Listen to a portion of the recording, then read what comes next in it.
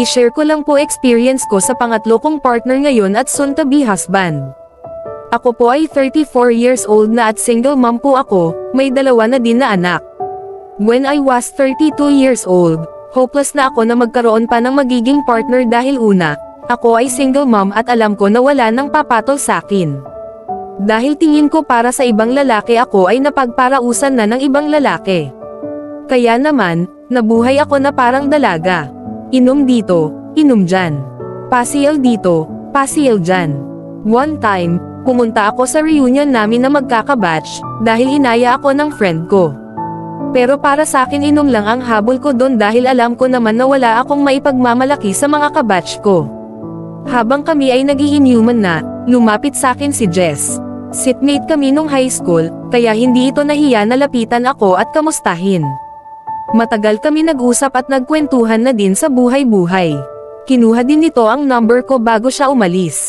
After a week, nag-chat siya sa akin at nangamusta at doon na nga nagtuloy-tuloy ang communication namin. Sa araw ng birthday ng anak ko, nagulat na lang ako na nasa harap siya ng bahay namin. Nakita niya daw na birthday ng anak ko kaya bumisita siya at binigyan ng regalo ang anak ko. Akala ko doon na magtatapos yon. Pero kahit sa mga ordinaryo lang na araw, lagi na siyang bumibisita sa bahay para makipaglaro sa mga anak ko. At sa 3 months na tuloy-tuloy ang pagbisita niya sa bahay namin. Nachichismis na kami sa mga kapitbahay.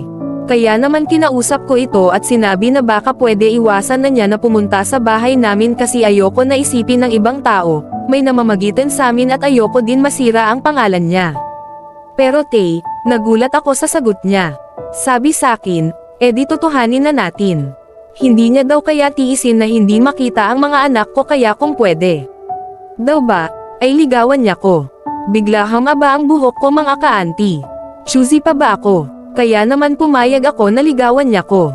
Ngayon 1 taon na kami na magjowa at masasabi ko na, anghel siya na. Dumating sa buhay ko. Alam ko din na mahal niya ang mga anak ko kahit hindi nanggaling sa kanya. 2 weeks ago, nag-propose na din siya sa akin. Sobrang saya ko lang kasi akala ko dati pag single mom ka, wala nang lalaki na papatol sa'yo.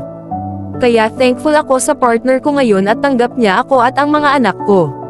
Salamat sa pakikinig. Sender.